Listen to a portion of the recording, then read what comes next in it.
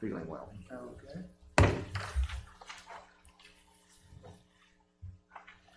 So we'll do the financials without. Oh dear. It will be a brief report. Kind of looks like the whole thing's a little brief, doesn't it? Holiday. Are we ready, even though it's not time? I'm ready if you are. I don't know if he's got this to start, set Well, to we start at a better wait. specific time. Just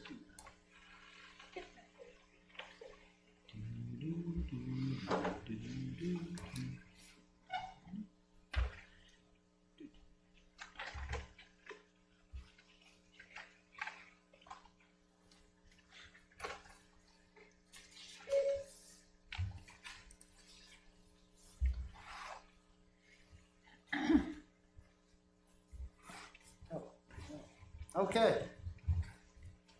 We'll call the December school board meeting to order. And any celebrations to speak of? Other than Bambi's holiday Christmas game or whatever that is? We have several holiday things going on. All of our schools are open and That's educating nice. students, so that's That's good. something to That's different celebrate from right last time. there. Yes. Okay. Comments from patrons? None tonight. Okay. Bambi, let the minutes show that we have an established quorum, and the first item will be to approve the minutes of the regular board meeting of November 12th.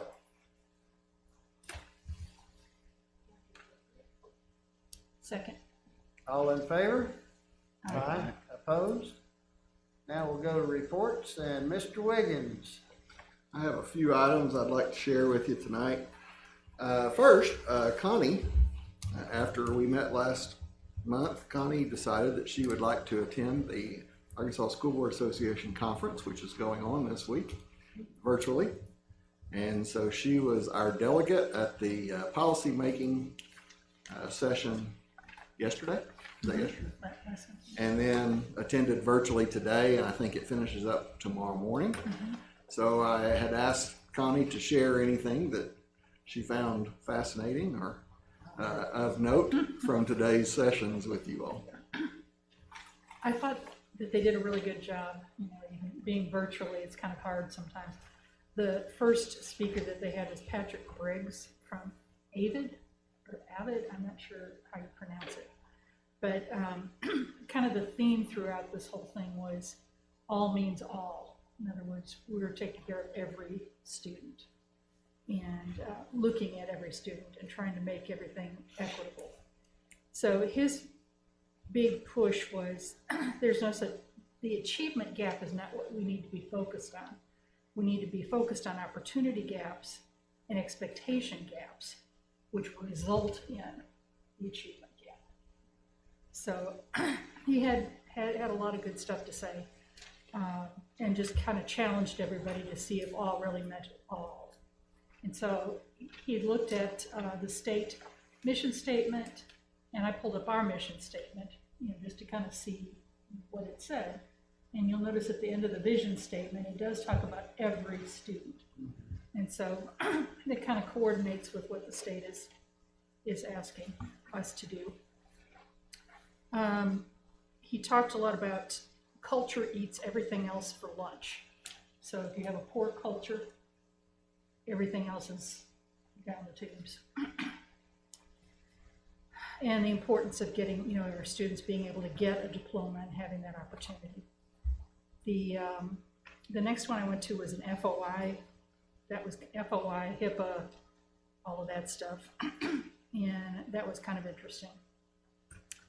Then they had, every year they have a student contest for, it's a speaking contest.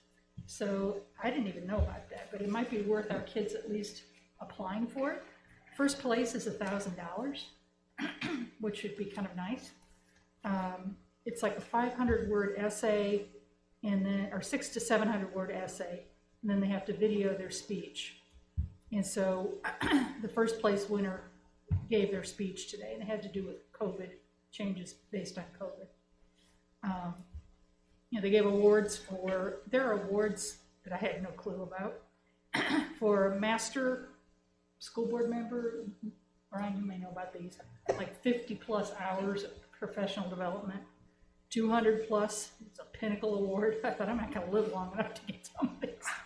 But 400 plus platinum, 500 plus President's Award, and then there were some school board members honored for 30 years of service. So it was big. Then some of the other things, this afternoon had a panel that talked about mental health and how it's important for us to kind of think about all students having gone through and experienced trauma. That just the fact that their schedules have been messed up, one day they're in school, the next day they're home, for 6 months. And they talked, these were mental health professionals, and they talked about the fact that every student, and for that matter, adult, can be considered of having lived through trauma during this particular period of time. I thought this was interesting too, that they talked about the fact that our teachers, and our parents for that matter, are having to take care of students in trauma while they themselves are going through trauma. And how important it is to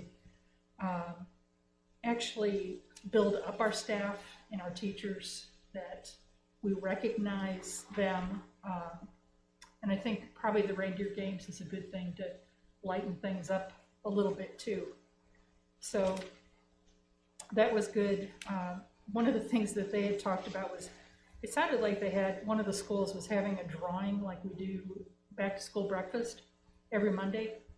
And, teachers were looking forward to the possibility and the staff of winning something. So that was kind of neat. And they talked about the fact that we can just recover from this thing, but what we want to do is recover and grow and know a little bit more about ourselves and our schools as we end this time period. So, and then they gave a whole bunch of free resources that the state provides for trauma type things, and try to help teachers work through that. Equity labs, poverty simulation, culturally responsive teaching training. All of these things are free that we could just ask for. And I guess every co-op has a person designated as a trauma specialist, maybe? I don't know, that we could use as far as a resource as well. And basically, the one thing that I would end with is, when we became a school board member, we agreed to advocate for all students, not just our own students. And so our job as school board members is to be every student's advocate. I thought that was good. Very good. Thank you very much, Connie. I have a couple of other things. COVID leave. We have talked about this previously, but I just want to give you some information. Through the CARES Act and the money we received from, the state received from the federal government back in the spring, most businesses were required to provide 10 days of federal COVID leave under certain circumstances. And I say most, there were some stipulations in there, but all schools fell under that. So since last spring, we have had that opportunity for our faculty members, our staff, if they were quarantined, or if they had to go to isolation because they tested positive, or if their children, because of COVID, had to be taken care of. That was an opportunity for our employees. And part of the money that was sent to the state was also set aside specifically for teachers, so that they wouldn't have to use sick days as they were coming back and working with students. So we actually had, in our school district, 10 days of state reimbursable COVID leave that we used first for our employees, and then 10 days of the federal leave, which was not reimbursed. That cost us, and we did not have an opportunity to get reimbursed for that. So we had some leeway with our staff up until this point. All of that, as of right now, all of that leeway, all of those days go away December 31st.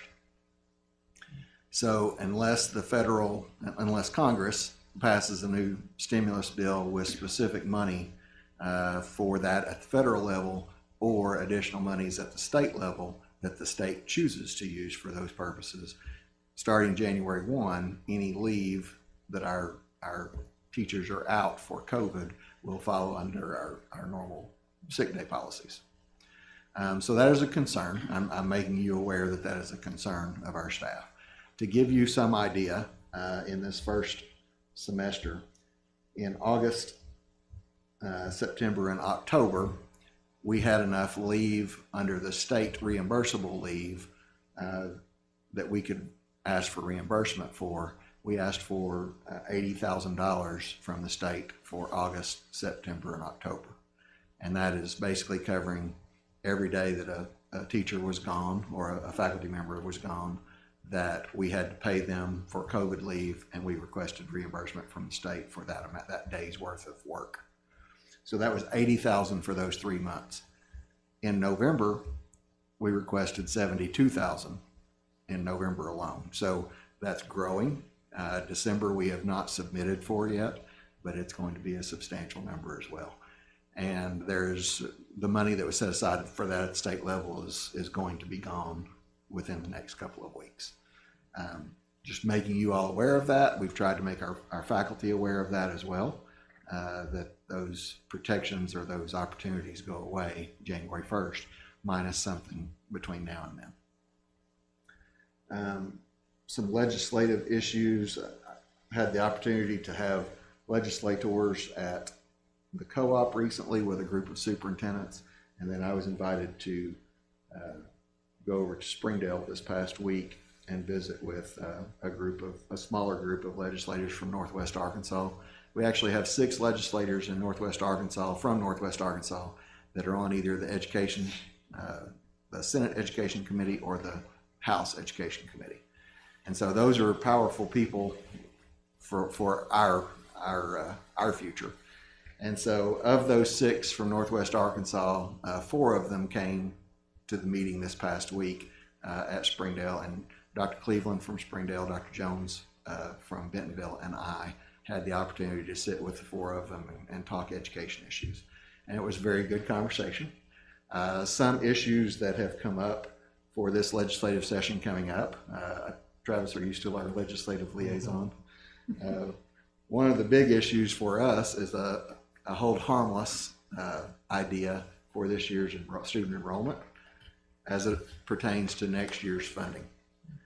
We are down at the beginning of the year about 200 students. First time in a long time that Siloam Springs has been down in enrollment. That 200 students at $7,000 per adds up very quickly to about a little over $1 million that could change in our revenue forecast for the next year.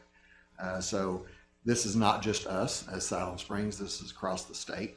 There's been a decrease in enrollment this year. A lot of ours came from kindergarten, and then we had quite a few more go homeschool this year than we've had in the past. We anticipate that those numbers are going to come back to us. So the idea with the hold harmless is that for a 1-year fix, to do something different with our funding mechanism so that all these districts who have lost enrollment this year don't take a financial hit next year at the same time that those kids are coming back, and we need that money to pay for the teachers to educate the kids who are coming back to us. And then with the idea that the following year we go back to normal, and it's a 1-year blip.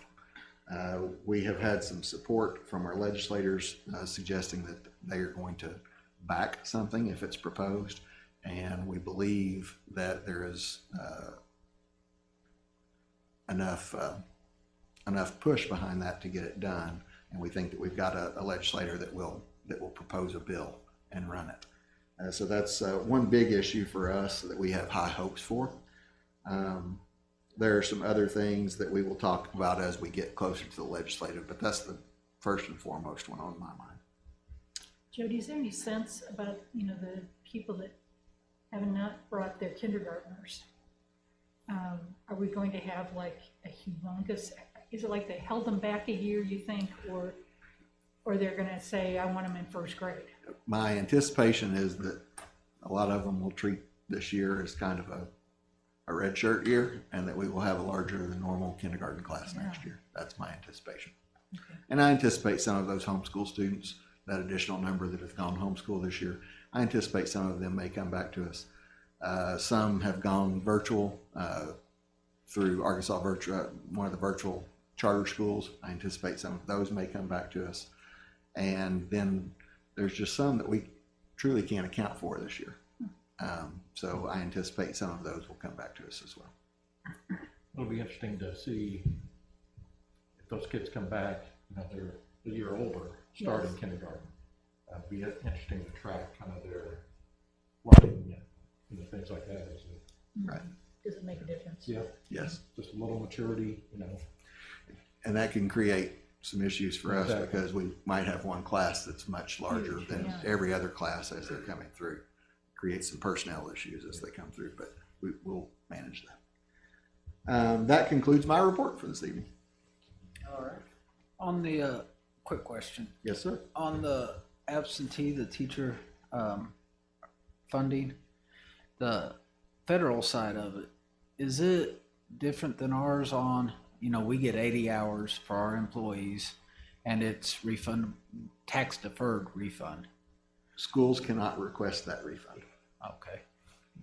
That's one way we were treated differently in the federal allocation of that. Regular businesses can request reimbursement or refund of that, and schools cannot. Gotcha. And I think that is one reason that the governor pushed for part of the money the state got to be put aside for state COVID leave, because they set it aside for reimbursable experiences for us.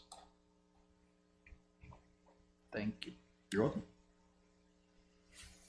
Any other questions? Mr. Wiggins? Thank you, sir. You're welcome. Amy Carter?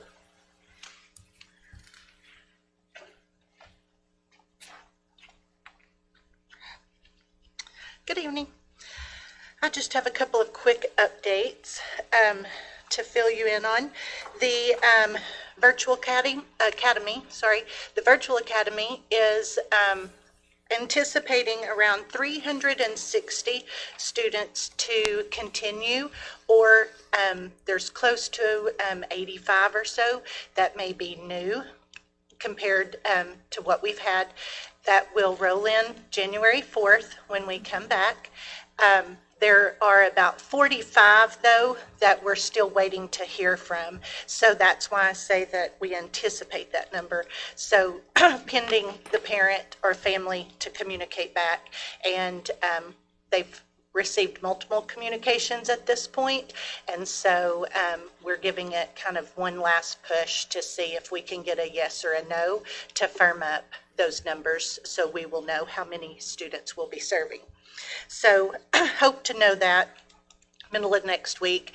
And our director of Virtual Academy will be hosting some Zoom sessions on Monday, Tuesday, and Wednesday of next week for families, so that they can train students and families at the secondary level on platform. And then the K-6 teachers selected to invite families in independently. So the parent and the student will be coming on site at scheduled times within their building, and they will be trained on how to log in to the Pearson platform for the student and the parent, so that they can have that support. And so that will also be happening next week, so that when we roll over to that January 4th time, that everyone, hopefully, say that lightly, will be ready to roll with education.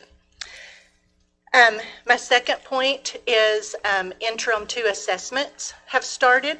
So At this point in time, everything we're hearing, I was on 2 curriculum webinars and Zooms in the past week. Testing will happen later in April and May, our state summative assessments. So we are continuing our push, just like the state has requested, to administer interims along the way so that we can measure our students' growth and determine next steps when we get the data. So all buildings have started. One building, which I won't name tonight yet because all of our data is literally happening. They were taking science today, so nothing's final, but very excited about what they're seeing from interim 1 to interim 2. So all of this being said, I hope in January at that board meeting that I can at least show some numbers of interim 1 versus interim 2, and we can see together what the, numbers look like and how we're progressing, and then some areas that to celebrate, and then some areas that we're going to work to clean up. So everyone's excited about those. Like I said, and I've received several calls about, oh, it's looking so much better. So glad to hear it. The third thing, you remember back a couple of months ago, we applied for a mathematics curriculum grant. It was called the T1MC grant from the state of Arkansas. And we were approved for a $175,000 grant. And just this week, earlier, Terry called me and we've received half of those funds, which is what we were supposed to receive this year. So that money is now in our possession, so we can move forward with our proposition that we made in the grant, which is working with our illustrative math curriculum in grades 6 through geometry at the high school. So we will be able to work with the math coaches and the teachers, and we'll be laying out the needs from that grant, which a lot of that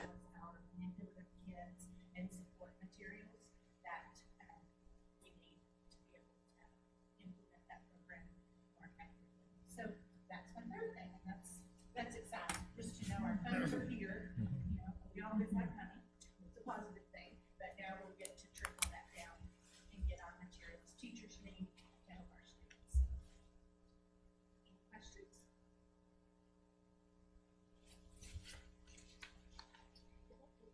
Look forward to January and we'll see some numbers. Yes. Yeah. Yes, me too. I'm excited. Every time I get a phone call, I'm like, yes. I will share. Thank you. Thank you. Mr. Patrick. Good evening. Wanted to share with you, we reported several months ago that we were approved for state matching funding to replace our fire alarm system at intermediate school. After a lot of work and with Randall, his team, and a provider, we've come up with a plan that we like, and that plan has been submitted to the state. The state facilities division approved it and passed it on to the state fire marshal for final approval. Once that's done, then we can actually look at setting a timeline to go ahead and start replacing that. And probably we'll think about doing it over the summer to keep from interfering with the educational services in the school. The amount of money that we're looking at, the total project's going to come in at just under $100,000 based on the quotes that we have as of today. Then there will also be an additional $8,000 or $10,000 for demolition of the old parts of the system, which is not a total rip out because we've actually been upgrading it just to make it work over the last several years. So we have a lot of the system that will stay in place that will leave there. And so in total, it's going to be between demolition and the new system, we're looking at around $105,000. Of that, the state's going to pay for, based on what we're approved for, they're going to pay for somewhere around 54% of that, and the district will be responsible for the 46%. We'll be on the somewhere around $48,000 is what I kind of figured us to spend on that. But it's a real bargain. The original estimate for that system was well over $300,000 when this process first started, and we found out we didn't need to do some of the things that they were telling us that we need to do. Because we want to keep our kids safe, obviously, but we also want to be conscientious about how it's used. So the system right now does work. Oh, yes, ma'am. Okay. It works fine. It's actually, when you talk to Randall's like, I really hate to mess with it. I finally got it working. Mm-hmm. And it works right. You don't have any false alarms. And it's working as well as any system we have in the district. But it is time, well past time actually, to Oh, yeah. replace that. And along those same lines, I do anticipate, based on what I've been told, I do anticipate us getting approved here in the next 6 months for, barring something happens with the legislature session that changes the rules. I do anticipate us getting approved for which would apply for years now. We've been approved, we will be going on 6 years at the end of this We've biennium. been approved every single year for it, and we didn't get funded, and the reason we didn't get funded with the fire alarm this year, because they had extra money. They had a caveat that your application had to be less than 3 years old to get that funding. That particular application that was continuing to get approved was 4 years old. So when I talked to the state, they said reapply. Things stay the same. I anticipate I don't see why you wouldn't get approved. Your microphone cut out.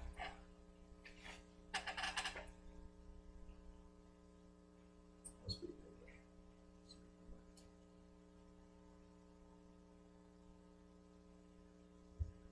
It's green. You hear it now? There it goes. So, but so I anticipating us being able to get some matching funds. Now we'll see.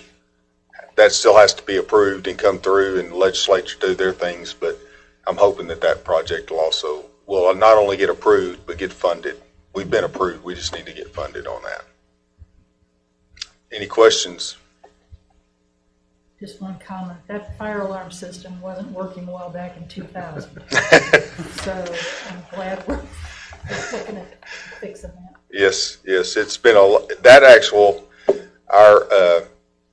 we've been approved, just got funded, but that's actually been approved for 4 years, straight years. It just was never funded from the state. They said, oh yeah, you need it. Yep, we'll match it. Oh, we don't have any money.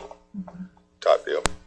You know who you're working with on it? We have a couple of different bids on it. We had what we're trying to do is stay with the same company throughout the district on that, and we're hoping they'll approve that design, and we'll do that. Hopefully, that's the plan anyway. Any other questions? All right, thank you very much. Thank you. Appreciate y'all. All right, we'll move to the action items and approve the financials for this month. And Mr. Wiggins is going to honor us with numbers. So Terry provided the financial report that's in your packet. I'm going to try to hit the highlights that she told me to hit. Our collections on taxes this year to this point are approximately $200,000 over last year, so we're doing well there. Our expenses as of right now are on par with last year's, and from a percentage standpoint, we are where we should be for this year. If you have any questions beyond that, I will try to answer, and if I can't, I will make sure that Terry responds to you. Did you all have a financial packet? Oh, we sent, I didn't have one. It wasn't in the box. it was not ready when we sent it out Friday because we had a deadline to meet on the COVID reimbursement. And I thought she sent it out I don't see Monday. it today.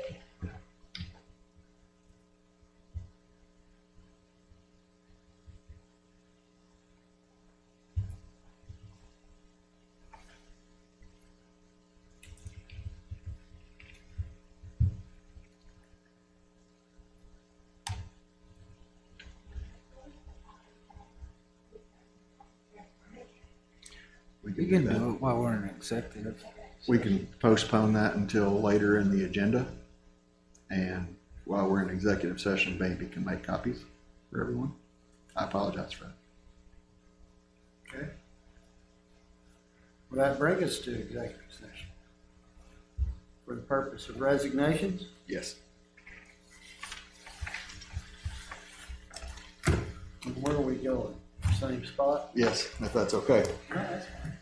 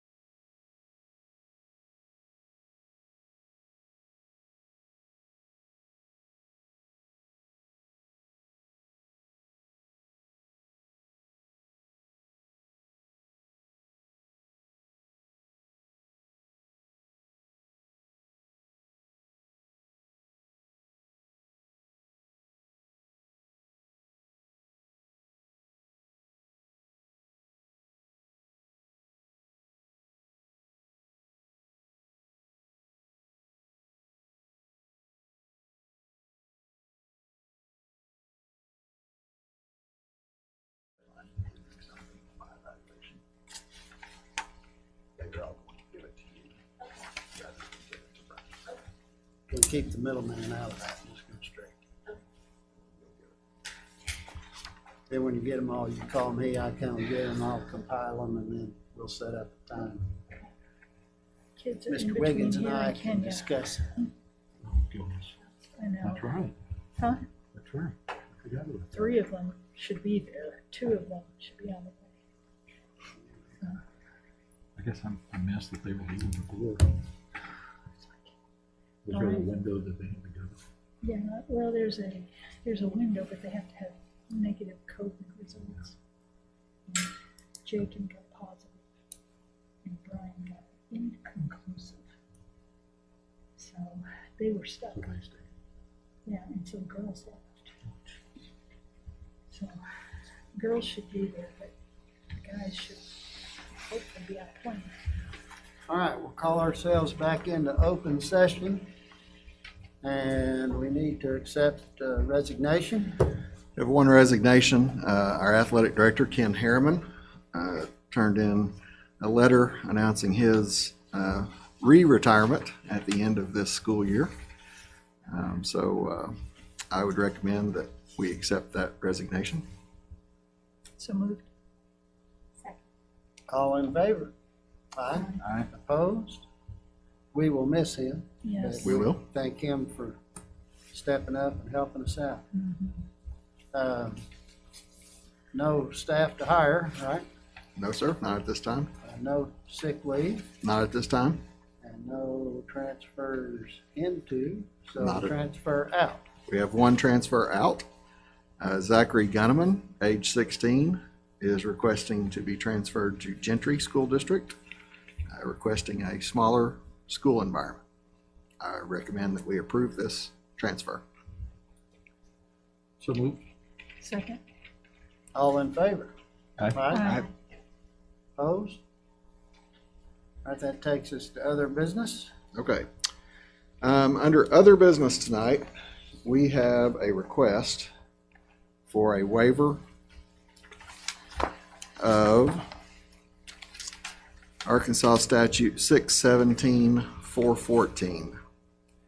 And you have some information in your packet concerning Amanda Hitson, who has been employed with us as a food service worker for a little over a year.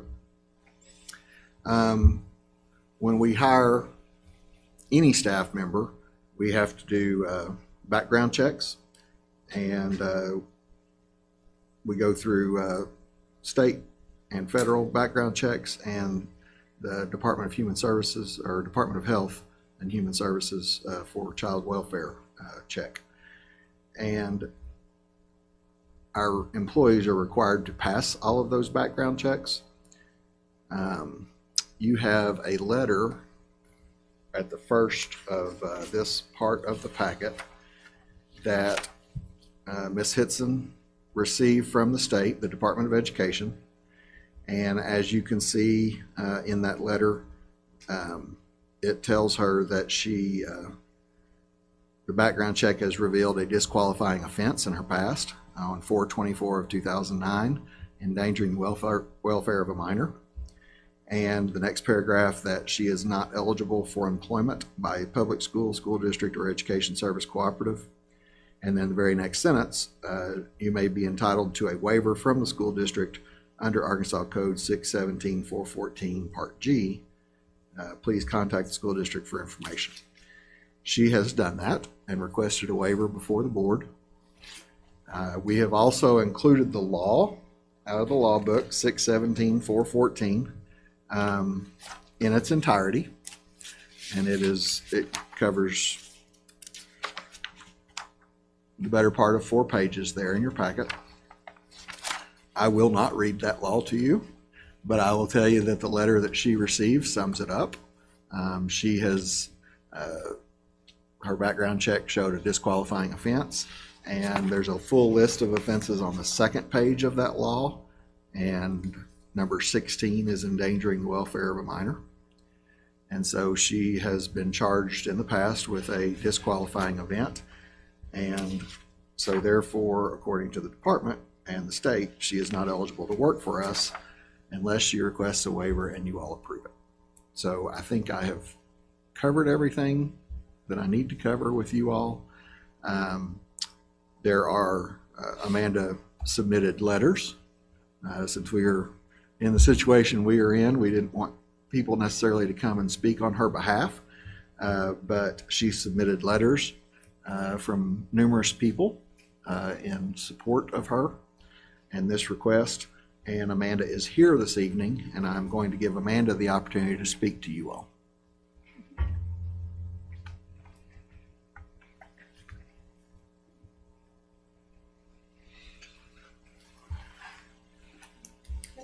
Good evening.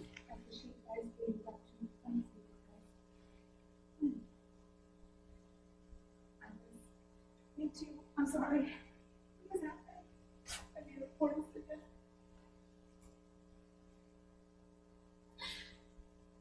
At the time, it was just my two children, Karen and Emily. I chose, and I was a really underage child.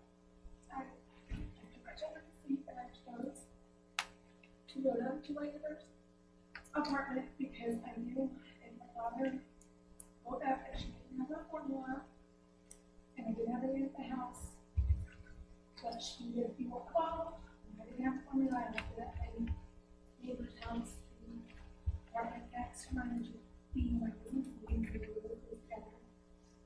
I left to go get it, and the baby I was babysitting, I woke up.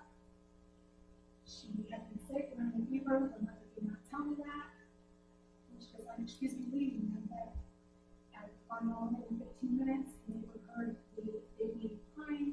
She got worried that something was wrong with me. She then tried to open my door, and I had locked before I walked out.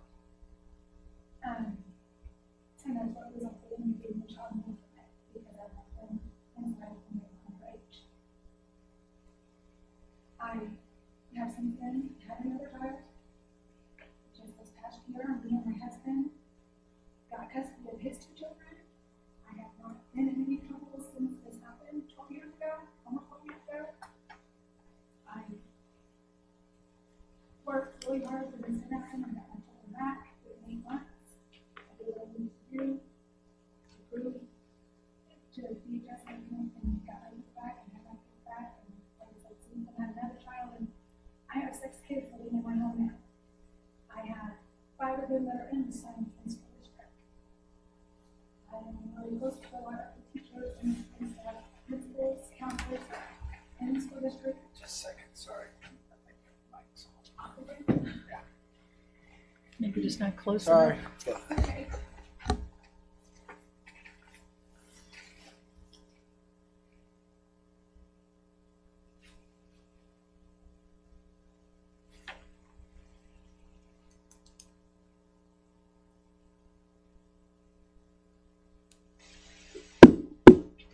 Thank you. Almost everybody knows that this happened.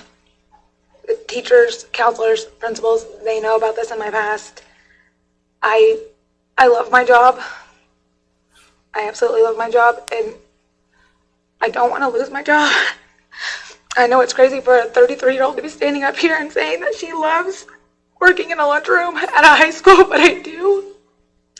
And I worked really hard to prove that I could do that job and be there and be contracted. I don't want something that happened 12 years ago to affect me moving forward. Like I said, I haven't been in trouble since then. I will not. I have 6 kids now that live in my home. A judge just found me and my husband good enough to have custody of his 2 children, and we had to submit this to them. And I just want to ask you guys to just take that into consideration, that this was 12 years ago, and I'm not that person that made that mistake before. And that I love working for the school district. I love our school district. And that's all. Okay. Thank you. Questions from the board? Just one question. You said everybody pretty much knows about this. So was this disclosed when you applied for your position? So, I do know that it was brought to my attention that when I did my application, which I did do for my phone, I guess when it asked the question, I had never had anything as small as a minor misdemeanor or minor traffic violation. I don't know if I clicked it and it clicked to no, or if I just misunderstood what I was reading. But I would have never knowingly not been honest about it. Like I said, as far as teachers and principals and counselors at the school that I've dealt with for the past, because this happened when my children were even in school, I've always been upfront with them, and they know, I told them, hey, I have this in my past, this has happened, you know, it's been taken away from me, but they don't even have, and I've always been upfront about it.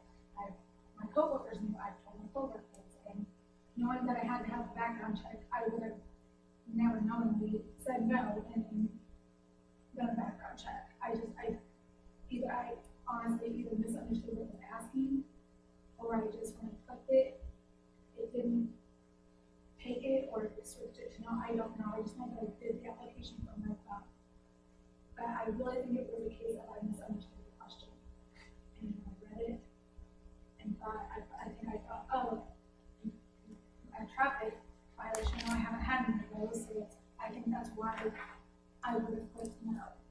Because I did honestly, I guess now that I think back to it, wonder why I never had a spot for me to write or put on there about this. Because I have worked for the school district previously, I think right after this happened in 2009. I want to say I subbed for 2 or 3 months, and then I ended up having to be up there because it came back on my background check, which I knew it would, and I knew, or figured as soon as this would come back.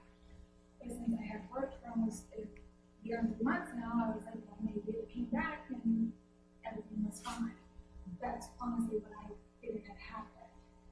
So you were aware that a background check would Yes, be I happening? knew it would come back. I knew this would come back, and that's what I'm saying. Like, after being there for a year and 3 months, I was kind of like, well, maybe I never heard anything. And the last time I heard something so quickly that I was like, well, maybe it came back and it was okay, because I then got contracted in February and I continued to work. So I was like, well, I guess the background check came back okay, because I had never heard anything. It was, I believe, when we came back in August. Maybe in August, I don't know exactly. My manager, Christy, had contacted, told me at work that they were trying to get a hold of me from the Board of Education. And I had been in contact back and forth with the lady there, and I had submitted all my stuff that she needed as it pertained to this. And I explained to her, yes, I have that on my record, that's what it is. And she asked me questions. I never did tell time that it was a misdemeanor. I had to pay a fine, and that was it. I had to pay a fine and do the things that were expected from the DHS, and that was it. That's all I had to do, and I had my kids back for 8 months. And it was my fault. Didn't have to do anything else, and never have been any more trouble since that happened. Nor would I want to be, and nor would I wish for on my worst. That was the most cool thing I've ever been through. After my life, I love my children. I love kids. I'm a kid person. And I love my job. I love what I get to do, what I need to do. So my kids, especially in the situation we're in now, in today's days with COVID and everything. I love that I get to get up and be a part of that and serve the kids and feed them and be a part of that.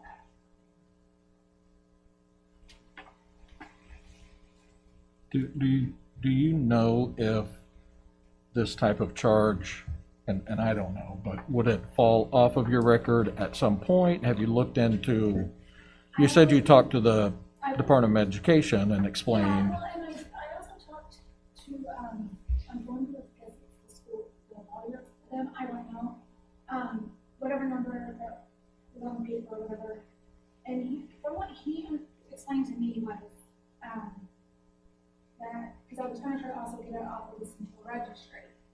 But the way he explained it was approved through all that. He's really thinking it was the background check, but he even said that I could get it expunged. He said, but even then, it doesn't matter because still school districts, stuff like this can see it whether it's expunged or not. It still can be seen by school districts and daycares, things like that, because it's involving children. And then he encouraged me to, you can file to get a waiver. And I told him, yeah, I know, I said I'm not working on that. He said that as far as getting off my record, he said I can get it expunged, and I have been told I can. But it won't stop people like school districts and daycares from being able to, for it to ping off on my background check for that. So did you say this is what came up when you're subbing, substitute? And yeah, I don't, like I said, I think it was in 2009 when I started after this all happened. And yes, this came back as why they private, at that time, they just privately glued this kid funding, and that was over the faculty of there. And she said, she came privately to my mom and told me, hey, you know, just let me know this came back, so it doesn't have to be accepted anymore. And So you were subbing in the cafeteria? yes. Okay.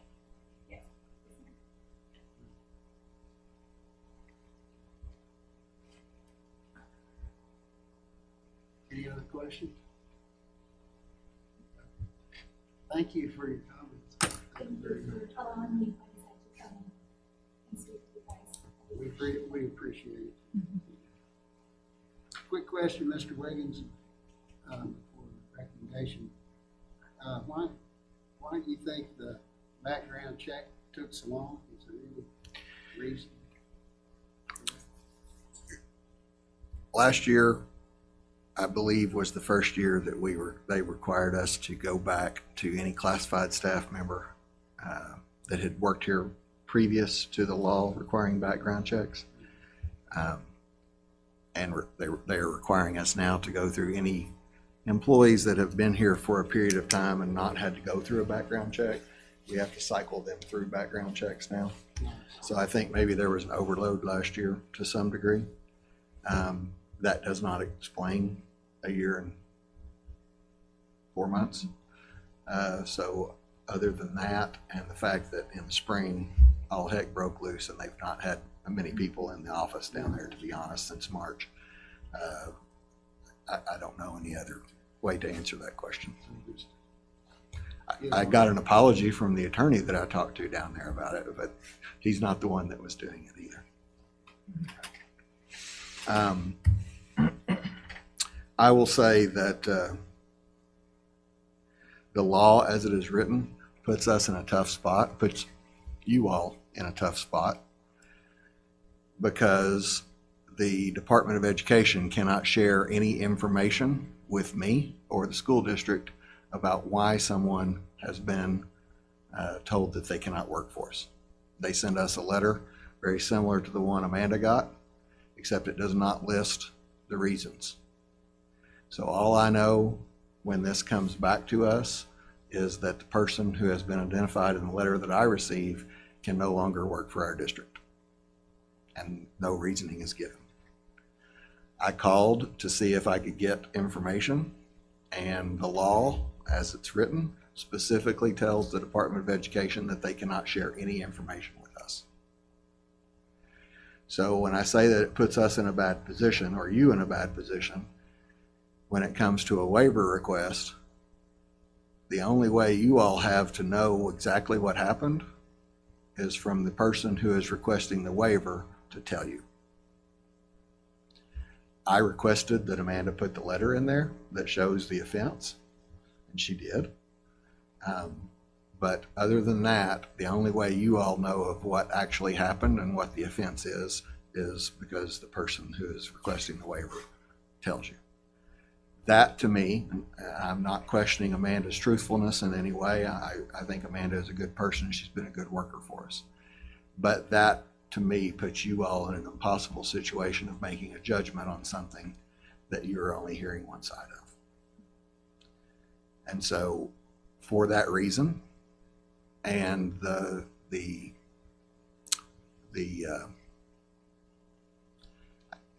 fact that I don't want to put us into a position where we set a precedent going forward, I would recommend that we deny the waiver, or that you all deny the waiver.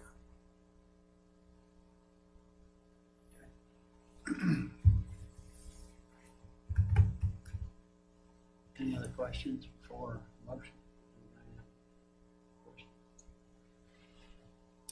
This is, just a real difficult situation because the letters that you've submitted really show that you have been a good employee and that your coworkers care greatly, which makes this very difficult. Very difficult.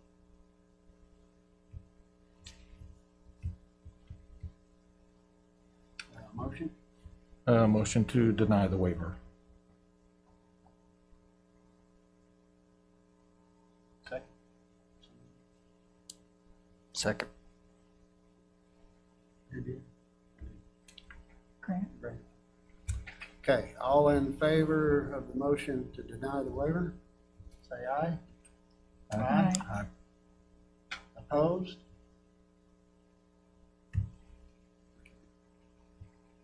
Motion carries. And, we're really sorry.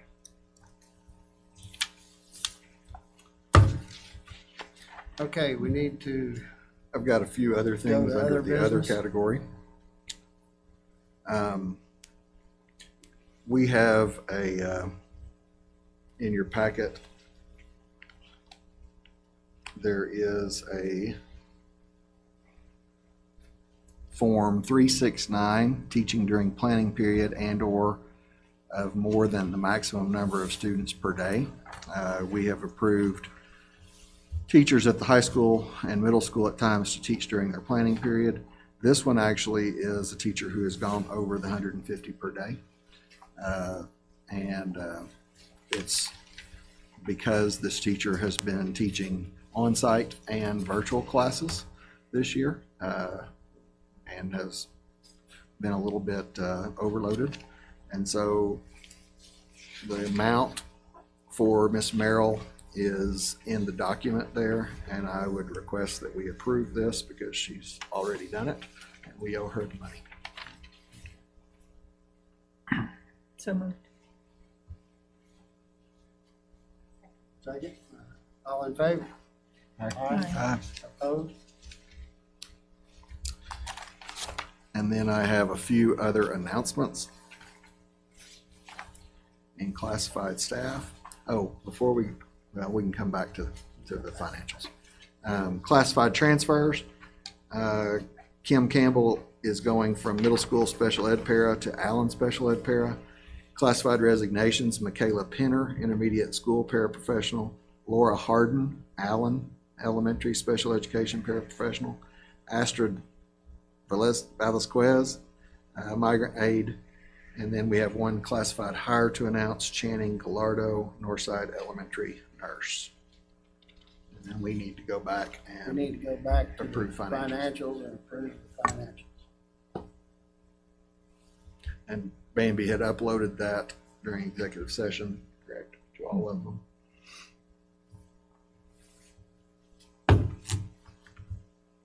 And again, I would be happy to try to answer any questions you have over the documents you received, or I can relay questions to Terry, and Terry can answer individually or as a group to you by email.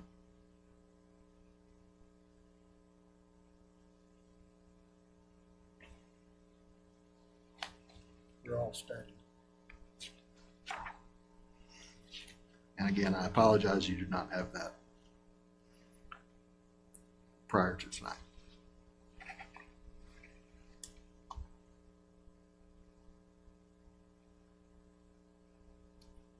I will point out on the graph on the third page, you'll see that the red line indicates this year's collections or revenues, and it is slightly higher. I said we were about $200,000 above last year, and that indicates that this is our big month, or last month, November is our big month for collections because of the timing of property tax payments.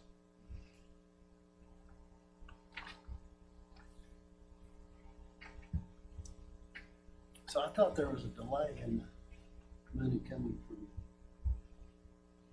state. Is it not? The local collections, there's not, because, what is the date in October that we have to pay our property tax by? The 10th. 10th. So that did not change this year. So that money comes to us very quickly after that.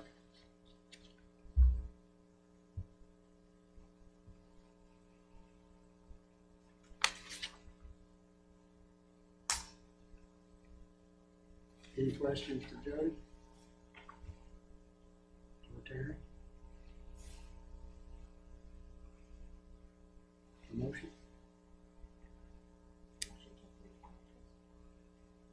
Second. All in favor? Aye. Opposed? Carried. Motion to adjourn? Second. We have a second. All in favor? Aye. Aye. Meeting adjourned.